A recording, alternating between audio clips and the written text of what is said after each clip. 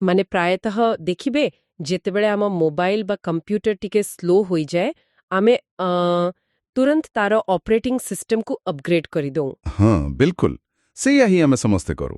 ନୂଆ ଭର୍ସନ ଦରକାର। କିନ୍ତୁ ଆମର ଯେଉଁ ନିଜର ସାଧାରଣ ମାନବିକ ପ୍ରବୃତ୍ତି ଅଛି ତାକୁ କିପରି ଏକ ଉଚ୍ଚତର ଦୈବୀ ଗୁଣରେ ଅପଗ୍ରେଡ କରାଯାଇପାରିବ ସେ ବିଷୟରେ ଚିନ୍ତା କରିବା ବି ନିହାତି ଜରୁରୀ। ଆଜିର ଏହି ଗଭୀର ଆଲୋଚନାରେ ଆମେ ଓଙ୍କାର ପତ୍ରିକାର ଏକ ନୂଆ ବିଷୟ ଉପରେ କଥା ହେବା। ଆଚ୍ଛା, ଯାହାକି ସ୍ୱାମୀ ପ୍ରଣବାନନ୍ଦଙ୍କ ଦ୍ୱାରା ପ୍ରସ୍ତୁତ ହୋଇଛି ଆଉ ସୁଶ୍ରୀ ସୁଶ୍ରିୟାଙ୍କ ଦ୍ୱାରା ଉପସ୍ଥାପିତ ହୋଇଛି, ଠିକ୍ ନା? ଏକଦମ ଠିକ୍ କଥା। ମାନେ ଏହି ଉତ୍ସର ମୂଳ ଲକ୍ଷ୍ୟ ହେଉଛି କିପରି ଆମେ ମଣିଷ ଭାବରେ ନରରୁ ନାରାୟଣ ହେବା ଆଡ଼କୁ ଅଗ୍ରସର ହୋଇପାରିବା। ପ୍ରକୃତରେ ବର୍ତ୍ତମାନ ସମାଜରେ ଦେଖିବେ ଚାରିଆଡ଼େ ଖାଲି ହିଂସା, କ୍ରୋଧ ଆଉ ଏକ ପ୍ରକାର ନୈରାଶ୍ୟ ଖେଳିଯାଇଛି। ତେଣୁ ଏହି ରୂପାନ୍ତରଣର ଯାତ୍ରା ଆହୁରି ଅଧିକ ଗୁରୁତ୍ୱପୂର୍ଣ୍ଣ ହୋଇଯାଇଛି। କେବଳ ବାହାରର ବିକାଶ ହେଲେ ଚଳିବନି। ହଁ, ବାହ୍ୟ ବିକାଶ ତ ଦ୍ରୁତ ଗତିରେ ଚାଲିଛି, କିନ୍ତୁ ଭିତରର ଶାନ୍ତି ହଜିଯାଉଛି। ଠିକ୍ ଧରିଛନ୍ତି। ମାନେ ଭିତରର ସିଷ୍ଟମକୁ ସଜାଡ଼ି ପ୍ରକୃତ ସୁଖ ପାଇବାର ଉପାୟ ଆମର ଏହି ପ୍ରାଚୀନ ବେଦରେ ହିଁ ବର୍ଣ୍ଣନା କରାଯାଇଛି। କିନ୍ତୁ ଗୋଟେ କଥା ଭାବନ୍ତୁ, ଯଦି ଚାରିପାଖରେ କେବଳ କମ୍ପିଟିସନ୍ ଆଉ ଶୋଷଣ ଭରି ରହିଛି, ସେଠି ଏତେ ପୁରୁଣା ବେଦ ଆମକୁ କେମିତି ସାହାଯ୍ୟ କରିବ? ମାନେ ବାସ୍ତବ ଜୀବନରେ ଏସବୁ ଆଦର୍ଶବାଦୀ କଥା ସତରେ କାମ ଦିଏ କି? ବହୁତ ବଢ଼ିଆ ପ୍ରଶ୍ନ ପଚାରିଲେ। ସେଇଥିପାଇଁ ତ ଏହି ଲେଖାରେ ଋଗ୍ବେଦର ଗୋଟେ ନିର୍ଦ୍ଦିଷ୍ଟ ମନ୍ତ୍ର ମାନେ 3.45 ନମ୍ବର ମନ୍ତ୍ର ଆଧାରରେ ପ୍ରକୃତ ସୁଖୀ ବ୍ୟକ୍ତିର 4ଟି ଲକ୍ଷଣ କଥା ବିଶ୍ଳେଷଣ କରାଯାଇଛି। ଆଚ୍ଛା, ସେହି 4ଟି ଲକ୍ଷଣଗୁଡ଼ିକ ପ୍ରକୃତରେ କ'ଣ କ'ଣ? ପ୍ରଥମଟି ହେଲା ସମୁଦ୍ର ଭଳି ଗମ୍ଭୀର ବୁଦ୍ଧି। ଦ୍ୱିତୀୟରେ ଆସିବ ପୃଥିବୀ ଭଳି କ୍ଷମା କରିବାର ଗୁଣ। ଓହୋ, ସମୁଦ୍ର ଭଳି ଗମ୍ଭୀରତା ଆଉ ପୃଥିବୀ ଭଳି କ୍ଷମା। ବହୁତ ସୁନ୍ଦର। ଆଉ ବାକି ଦୁଇଟି କ'ଣ? ତୃତୀୟରେ ହେଉଛି ଗୋମାତାଙ୍କ ଭଳି ଦାନଶୀଳତା, ଅର୍ଥାତ୍ ନିଃସ୍ୱାର୍ଥ ଦାନ। ଆଉ ଚତୁର୍ଥଟି ହେଲା ନଦୀ ଭଳି ନିରନ୍ତର କ୍ରିୟାଶୀଳତା ବା ସବୁବେଳେ କାମ କରି ଚାଲିବା। ଏଗୁଡ଼ିକ ଖାଲି ଶବ୍ଦ ନୁହେଁ। ୱାଓ, ଏଗୁଡ଼ିକ ଶୁଣିବାକୁ ବହୁତ ଆଦର୍ଶବାଦୀ ଲାଗୁଛି। ହେଲେ ଉଦାହରଣ ସ୍ୱରୂପ ଯଦି ଆମେ ପୃଥିବୀ ଭଳି କ୍ଷମା କଥା ନେବା, ବାସ୍ତବ ଜୀବନରେ ଏହା କେମିତି ସମ୍ଭବ? ମାନେ କେହି ବାରମ୍ବାର ଖରାପ ବ୍ୟବହାର କଲେ କ୍ଷମା କରିଦେବାଟା ଏତେ ସହଜ ନୁହେଁ ତ? ଏକଦମ ଠିକ୍ କଥା କହିଲେ।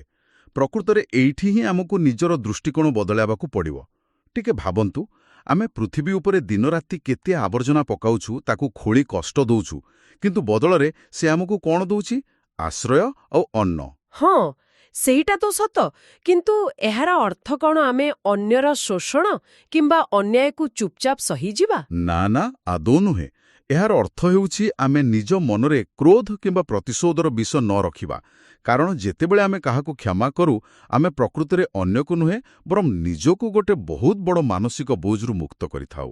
ଆଚ୍ଛା, ମାନେ ନିଜ ଭିତରେ ଶାନ୍ତି ରଖିବାଟା ହିଁ ମୁଖ୍ୟ ଉଦ୍ଦେଶ୍ୟ। କିନ୍ତୁ ଦିନଚର୍ଯ୍ୟାର ଟେନସନ୍ ଆଉ ଆମର ଏହି ଚଞ୍ଚଳ ମନ ତ ବାରମ୍ବାର ଆମକୁ ଏହି ରାସ୍ତାରୁ ହଟେଇ ଦିଏ।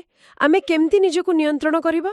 ହଁ, ସେଇଥିପାଇଁ ମୂଳ ଉତ୍ସରେ ଗୋଟେ ବହୁତ ସୁନ୍ଦର ସାରଥୀର ଉଦାହରଣ ଦିଆଯାଇଛି। ମାନେ ଧରିନିଅନ୍ତୁ, ଆମ ଶରୀରଟା ହେଉଛି ଗୋଟେ ରଥ ଓ ଆମର ଇନ୍ଦ୍ରିୟଗୁଡ଼ିକ ହେଲେ ସେହି ରଥର ଘୋଡ଼ା। ଓହୋ, ତାହେଲେ ସେହି ଘୋଡ଼ାମାନଙ୍କୁ କଣ୍ଟ୍ରୋଲ କରୁଥିବା ଲଗାମଟା ନିଶ୍ଚୟ ଆମ ମନ ହୋଇଥିବ? ବିଲକୁଲ ସଠିକ୍। ମନ ହେଉଛି ଲଗାମ। ଆଉ ସବୁଠାରୁ ଗୁରୁତ୍ୱପୂର୍ଣ୍ଣ କଥା ହେଲା, ଏସବୁକୁ ନିୟନ୍ତ୍ରଣ କରୁଥିବା ସାରଥୀ ଜଣକ ହେଉଛି ଆମର ବୁଦ୍ଧି ବା ସଦ୍ବୁଦ୍ଧି। ଆଚ୍ଛା, ବୁଝିଲି। ମାନେ ବାହାରେ ଯେତେ ଖରାପ ପରିସ୍ଥିତି ଥାଉ ପଛେ ଯଦି ଆମର ସାରଥୀ ଅର୍ଥାତ୍ ସତ୍ବୁଦ୍ଧି ଠିକ୍ ଅଛି, ତେବେ ଅହଙ୍କାର ଆଉ ମନ ଆପେ ଆପେ ନିୟନ୍ତ୍ରଣରେ ରହିବ। ହଁ, ଏକଦମ। ମାନେ ନାରାୟଣ କେଉଁ ବାହାରେ ନାହାନ୍ତି, ସେ ଆମର ଅନ୍ତଃକରଣରେ ସେହି ସତ୍ବୁଦ୍ଧି ରୂପରେ ଅଛନ୍ତି। ମନକୁ ଖାଲି ରଖିଲେ ସେଥିରେ କୁବିଚାର ପଶିଯିବ ହିଁ ପଶିଯିବ। ହଁ, ସେଇ ଯେମିତି ମୁଁ ଆରମ୍ଭରୁ କମ୍ପ୍ୟୁଟର କଥା କହୁଥିଲି, ସିଷ୍ଟମରେ ନକାରାତ୍ମକତାର ଭାଇରସ୍ ନ ପଶିବା ପାଇଁ ଆମକୁ ଉତ୍ତମ ଚିନ୍ତାର ଗୋଟେ ଆଣ୍ଟିଭାଇରସ୍ ସବୁବେଳେ ରନ୍ କରିବାକୁ ପଡ଼ିବ। ସଦ୍ଭାବନା ଦ୍ୱାରା ମନକୁ ସଂସ୍କାରତ କରିବା ନିହାତି ଆବଶ୍ୟକ। ଏକଦମ ଖାଣ୍ଟି କଥା କହିଲେ ଆଜ୍ଞା। ୟା ହିଁ ଏହି ଆଲୋଚନାର ମୂଳ ନିର୍ଯାସ।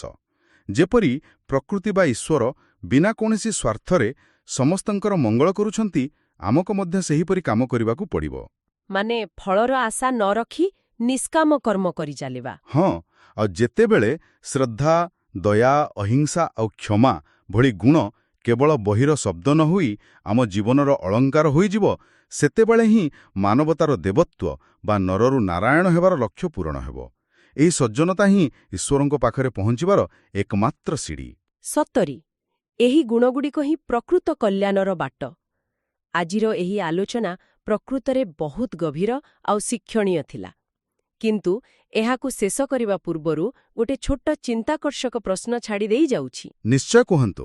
ଯଦି ଆମର ମନ ଏକ ପାତ୍ର ସଦୃଶ ଆଉ ତାହା ଦୈନନ୍ଦିନ ଜୀବନର କୋଳାହଳରେ ଦିନକୁ ଦିନ ଭରିଯାଉଛି, ତେବେ ସେହି ନକାରାତ୍ମକତାକୁ ହଟାଇବା ପାଇଁ ଆଜି ଆମେ କେଉଁ ଗୋଟିଏ ନିର୍ଦ୍ଦିଷ୍ଟ ସଦ୍ଭାବନା ଏହି ପାତ୍ରରେ ପକାଇପାରିବା? ୱାଓ, ବହୁତ ସୁନ୍ଦର ପ୍ରଶ୍ନ। ଏହା ଉପରେ ଚିନ୍ତା କରିବା ନିହାତି ଦରକାର। ନିଜ ଭିତରର ସେହି ଦୈବୀ ଶକ୍ତିକୁ ଖୋଜିବାର ବାଟ ଏଇଠୁ ହିଁ ଆରମ୍ଭ ହେବ। ହଁ, ଆଜି ପାଇଁ ଆଲୋଚନା ଏତିକି। ଆଗକୁ ପୁଣି ଏମିତି କିଛି ରୋଚକ ତଥ୍ୟ ନେଇ ଆମେ ଫେରିବୁ।